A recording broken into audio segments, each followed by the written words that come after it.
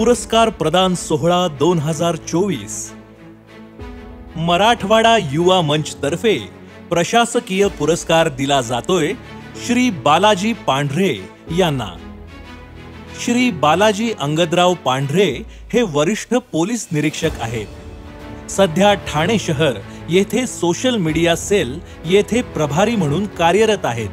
त्यांचे शिक्षण हे MA इकॉनॉमिक्स मध्ये झाले आणि 2006 मध्ये MPSC परीक्षेतून PSI म्हणून त्यांची निवड झाली।